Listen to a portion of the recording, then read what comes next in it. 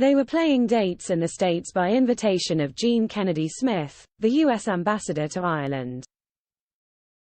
While we were there, our manager John Hughes suggested we just turn up at David Foster's recording session in New York. Sharon, the eldest of the three Corr sisters, recalls, her green eyes sparkling.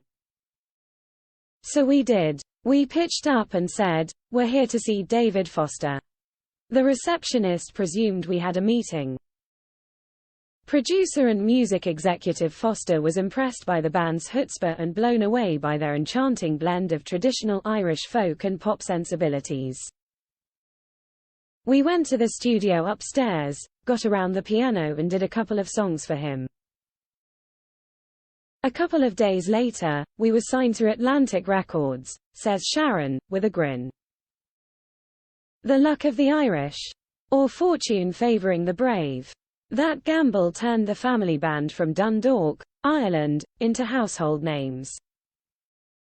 The Corrs went on to sell more than 40 million albums. Their string of magical hit singles peaked with 2000's global smash Breathless, featuring lead singer Andrea's distinctive mini yodel. She co-wrote the song with producer Mutt Lange, then married to Shania Twain, who said she had the best pop voice in the world right now. The four siblings, Caroline, Andrea, Sharon and their brother Jim, had formed the Corrs in 1990 when Andrea was 15, the same year that she filmed her part in The Commitments. 9 years later were playing to 45,000 people in Dublin's Lansdowne Road Stadium. I think the "pinch me" moment for all of us was selling out Wembley Arena for 3 nights in a row in 2000, says violinist and pianist Sharon, 53. I remember getting on stage, thinking, wow, and saying to Andrea, "Pinch yourself now." It was a high-pressure time, constant touring and promos. I think our greatest success is that we all still talk to each other. It's a difficult thing to achieve, especially when you're younger and there's a family pecking order. The key is to respect each other's differences and not expect to agree on everything. By the time they hit the pause button on their career in 2006, they'd performed for Her Majesty the Queen and Nelson Mandela, and been awarded MBEs for their charity work. Drummer Caroline, 50, recalls hearing their 1998 hit Dreams on Radio 1 in the back of a London taxi and thinking, "That's cool, that's us." A couple of months later we played with the Rolling Stones in front of 90,000 people, in Germany. So many special moments. It was a whirlwind, says Andrea, 49. When you're in it it's hard to see anything. It's like a speeding train. Looking back it was extraordinary. Just non-stop amazing experiences. At one point they played 4 continents in 3 weeks. They toured America with the Stones and U2. Bono said the Corrs could drink Oasis under the table. Bono is very good with his one-liners, smiles Caroline.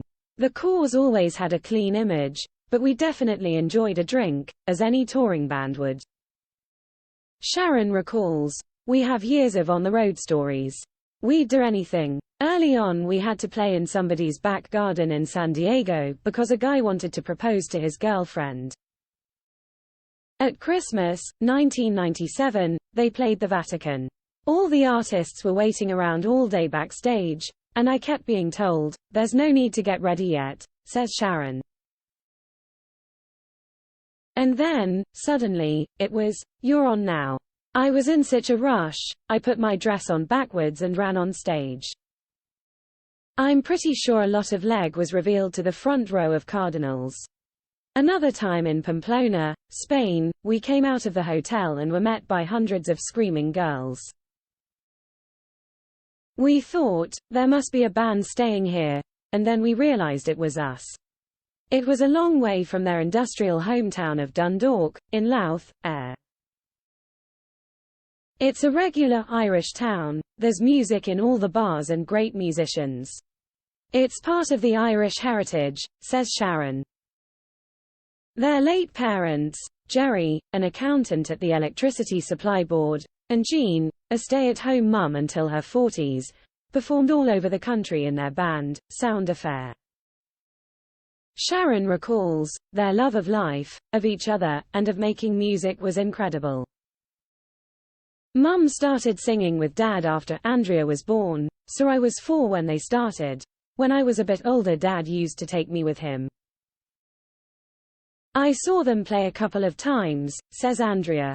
They did covers and they were really good, but as a child I was more interested in the peanuts and crisps. Brother Jim, 59, was the initiator, says Caroline, the one who cajoled them into rehearsing while she and Andrea were still at school.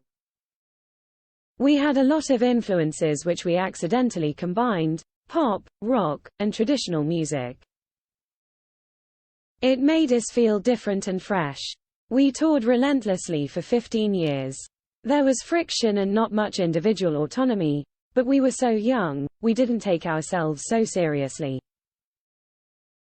We communicate better now. I'm lucky to be part of this. Their individual influences vary. For Sharon, it's Joni Mitchell, for Caroline it's Prince and The Cure, for Jim, it's the Police. Joni Mitchell was a huge influence on me, says Sharon. I really relate to what she does, and the truthfulness of her songwriting. The truth is relatable. She changed the way music was written. Lyrics became intensely important, were true to what she was trying to say. Also, I was a major Police fan.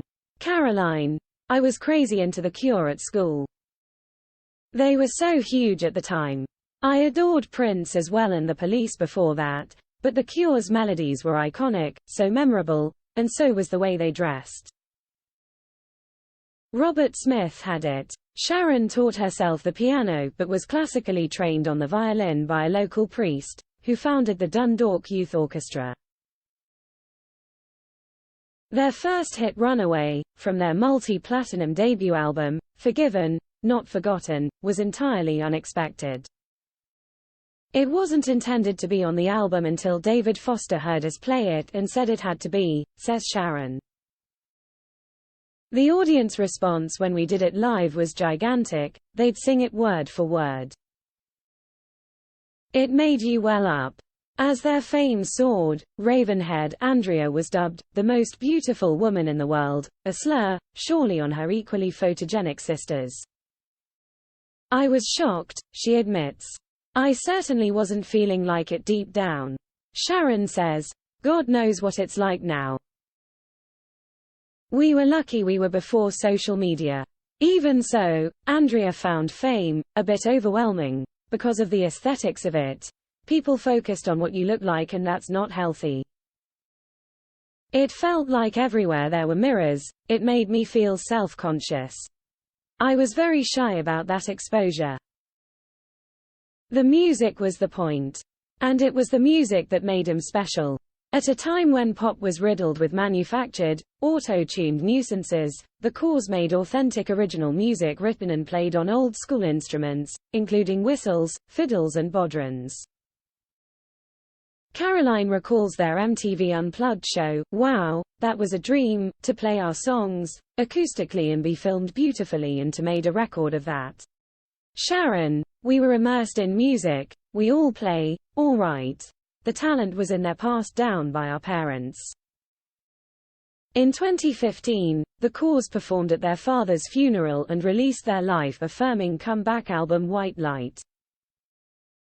Their latest, Best of the Corrs, has all their hits plus 3 Fleetwood Mac songs freshly recorded in tribute to the late Christine McVie and produced by Guy Chambers. It's their first album since 2017's Jupiter Calling. Recording songs for Christine was a beautiful way to get us back into the studio, says Sharon. The Corrs have just toured Southeast Asia, Australia and New Zealand supported by Natalie Imbruglia. A brilliant time, says Caroline. We had so much fun with Natalie. Will there be more recordings, more shows? We'd love to do a UK tour, enthuses Caroline. I'd say watch this space, says Sharon. We're planning more tours, each of us separately and us together. We're always writing. Best of the Corrs is out now as a 2x LP gold vinyl and an expanded 2 CD collection.